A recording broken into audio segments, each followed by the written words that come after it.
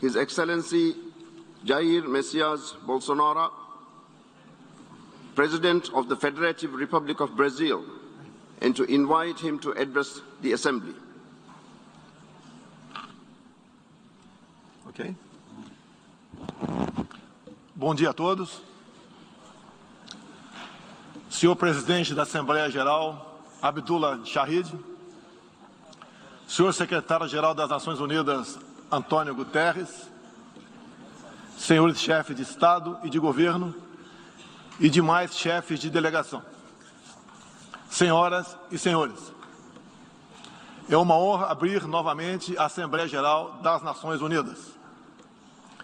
Venho aqui mostrar o Brasil diferente daquilo publicado em jornais ou visto em televisões. O Brasil mudou e muito depois que assumimos o governo em janeiro de 2019. Estamos há 2 anos e 8 meses sem qualquer caso concreto de corrupção. O Brasil tem um presidente que acredita em Deus, respeita a Constituição, valoriza a família e deve lealdade ao seu povo. Isso é muito. É uma sólida base se levarmos em conta que estávamos à beira do socialismo. Nossas estatais davam prejuízos de bilhões de dólares no passado. Hoje são lucrativas. Nosso Banco de Desenvolvimento era usado para financiar obras em países comunistas, sem garantias. Quem honrava esses compromissos era o próprio povo brasileiro. Tudo isso mudou. Apresento agora um novo Brasil, com sua credibilidade já recuperada diante do mundo. O Brasil possui o maior programa de parceria de investimentos com a iniciativa privada de sua história. Programa que já é uma realidade e está em franca execução. Até aqui foram contratados 100 bilhões de dólares de novos investimentos e arrecadados 23 bilhões de dólares em outorgas. Na área de infraestrutura, leiloamos para a iniciativa privada 34 aeroportos e 29 terminais portuários. Já são mais de 6 bilhões de dólares em contratos privados para novas ferrovias. Introduzimos o sistema de autorizações ferroviárias, o que aproxima nosso modelo ao americano. Em poucos dias recebemos 14 requerimentos de autorizações para novas ferrovias, com quase 15 bilhões de dólares em investimentos privados. Em nosso governo, promovemos o ressurgimento do modal ferroviário. Como reflexo, menor consumo de combustíveis fósseis e redução do custo do Brasil, em especial no barateamento de produção de alimentos. Grande avanço vem acontecendo na área do saneamento básico. O maior leilão da história do setor foi realizado em abril, com concessão ao setor privado dos serviços de distribuição de água e esgoto no estado do Rio de Janeiro. Temos tudo o que o investidor procura: um grande mercado consumidor, excelentes serviços, tradição de respeito a contratos e confiança no nosso governo. Também anuncio que nos próximos dias realizaremos o leilão para a implementação da tecnologia 5G no Brasil. Nossa moderna e sustentável agricultura de baixo carbono alimenta mais de 1 bilhão de pessoas no mundo e utiliza apenas 8% do território nacional. Nenhum país do mundo possui uma legislação ambiental tão completa quanto a nossa.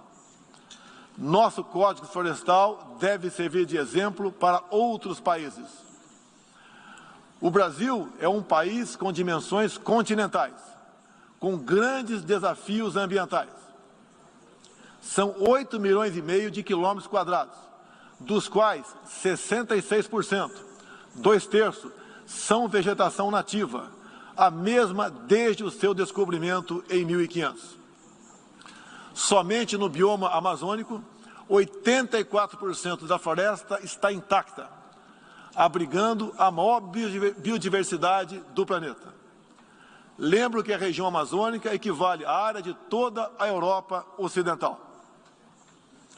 Antecipamos de 2060 para 2050 o objetivo de alcançar a neutralidade climática.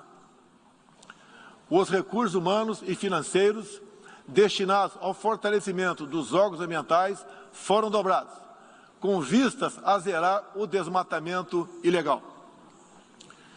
E os resultados desta importante ação já começaram a aparecer. Na Amazônia, tivemos uma redução de 32% do desmatamento no mês de agosto, quando comparado a agosto do ano anterior.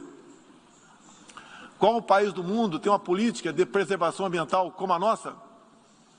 Os senhores estão convidados a visitar a nossa Amazônia. O Brasil já é um exemplo na geração de energia, com 83% advinda de fontes renováveis. Por ocasião da COP26, buscaremos consenso sobre as regras do mercado de crédito de carbono global. Esperamos que os países industrializados cumpram efetivamente seus compromissos com o financiamento de clima em volumes relevantes. O futuro do emprego verde está no Brasil.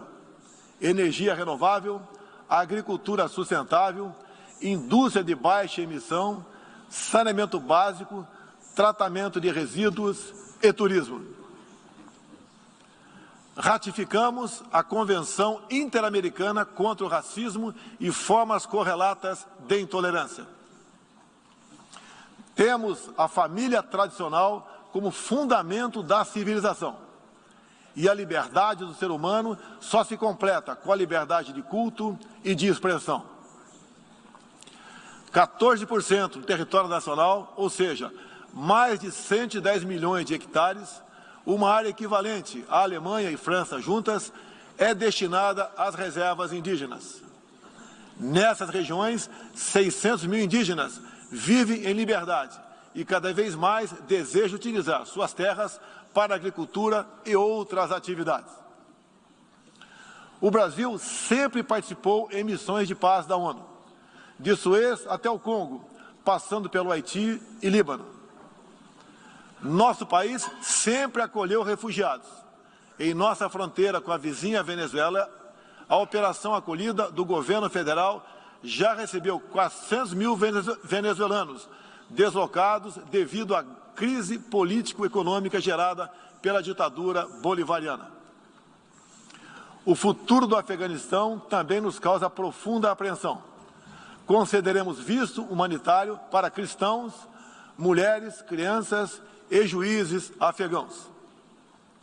Nesses 20 anos dos atentados contra os Estados Unidos da América, em 11 de setembro de 2001, reitero nosso repúdio ao terrorismo em todas as suas formas. Em 2022, voltaremos a ocupar uma cadeira no Conselho de Segurança da ONU.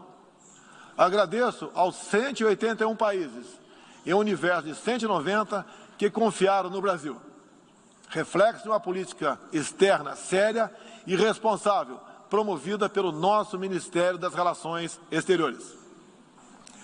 Apoiamos uma reforma do Conselho de Segurança da ONU, onde buscamos um assento permanente. A pandemia pegou a todos de surpresa em 2020. Lamentamos todas as mortes ocorridas no Brasil e no mundo. Sempre defendi combater o vírus e o desemprego, de forma simultânea e com a mesma responsabilidade. As medidas de isolamento e lockdown deixaram um legado de inflação, em especial nos gêneros alimentícios no mundo todo. No Brasil, para atender aqueles mais humildes, obrigados a ficar em casa por decisão de governadores e prefeitos e que perderam sua renda, concedemos um auxílio emergencial de $800 para 68 milhões de pessoas em 2020. Lembro que terminamos 2020, ano da pandemia, com mais empregos formais do que em dezembro de 2019, graças às ações do nosso governo com programas de manutenção de emprego e renda que nos custaram cerca de 40 bilhões de dólares. Somente nos primeiros 7 meses deste ano, criamos aproximadamente 1.800.000 novos empregos. Lembro ainda que o crescimento para 2021 está estimado em 5%. Até o momento, o governo federal distribuiu mais de 260 milhões de doses de vacinas e mais de 140 milhões de brasileiros já receberam, pelo menos, a primeira dose, o que representa quase 90% adulta. 80% da população indígena também já foi totalmente vacinada. Até novembro, todos que escolheram ser vacinados no Brasil serão atendidos. Apoiamos a vacinação. Contudo, o nosso governo tem se posicionado contrário ao passaporte sanitário ou a qualquer obrigação relacionada à vacina. Desde o início da pandemia, apoiamos a autonomia do médico na busca do tratamento precoce, seguindo recomendação do nosso Conselho Federal de Medicina. Eu mesmo fui um desses que fez tratamento inicial. Respeitamos a relação médico-paciente na decisão da medicação a ser utilizada e no seu uso off-label. Não entendemos porque muitos países, juntamente com grande parte da mídia, se colocaram contra o tratamento inicial. A história e a ciência saberão responsabilizar a todos. No último 7 de setembro, data da nossa independência, milhões de brasileiros, de forma pacífica e patriótica, foram às ruas, na maior manifestação de nossa história. Mostrar que não abre mão da democracia, das liberdades individuais e de apoio ao nosso governo. Como demonstrado, o Brasil vive novos tempos. Na economia, temos um dos melhores desempenhos entre os emergentes. Meu governo recuperou a credibilidade externa e hoje se apresenta como um dos melhores destinos para investimentos. É aqui, nesta Assembleia Geral, que vislumbramos um mundo de mais liberdade, democracia, prosperidade e paz. Que Deus abençoe a todos.